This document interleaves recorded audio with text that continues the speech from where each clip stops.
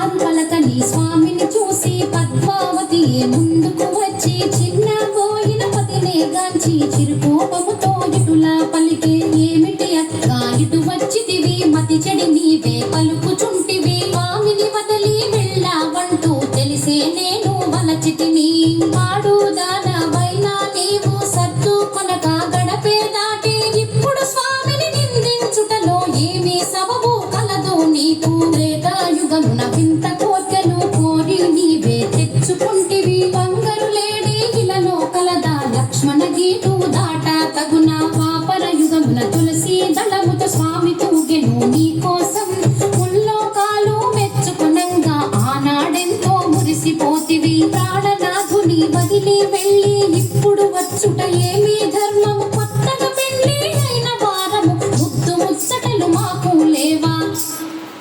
లక్ష్మీదేవి పద్మావతితో కయ్యం మగలు పోయే చిన్న దాన మాటలు బాగా నేర్చిన దాన ఎంత గడుసరి దానవు నీవు నా పతి నీదు వలలో పడెను పెండి అయిన వారితో నీవు పరిణయమేలా ఒప్పుకొంటివి పురుషులకేలా కరువు వచ్చిన నా మగడే నీకు దొరికినాడా.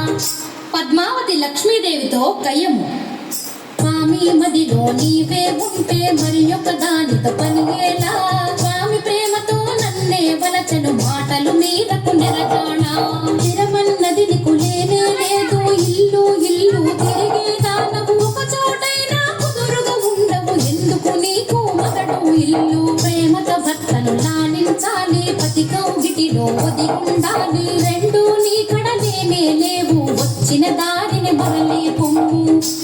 సవతుల దెప్పి పొడుపు మాటలు లక్ష్మీదేవే పద్మావతిని ఎత్తి పొడుపు మాటలు అనగా పద్మావతియే లక్ష్మీదేవిని పుల్లా విరుపు మాటలు అని భార్యల మాటలు వింటూ శ్రీనివాసుడే సత్తి చెప్పగా స్వామి పలుకులు ఆలకింపగా నా వాడంటే నా వాడనియే నా వాడంటే నా వాడనియే నా వాడంటే నా వాడనియే నా వాడంటే నా వాడని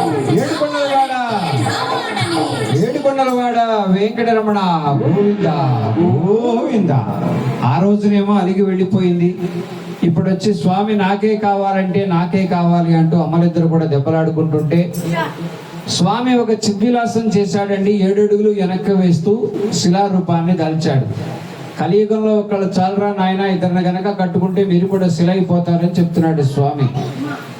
అటువంటి 7 అడుగులు వెనక్కి వేసినప్పుడు ఒక్కొక్క పర్వతం ఒక్కొక్క కొండ ఎలా పొలగించిపోయాయో చూద్దాం.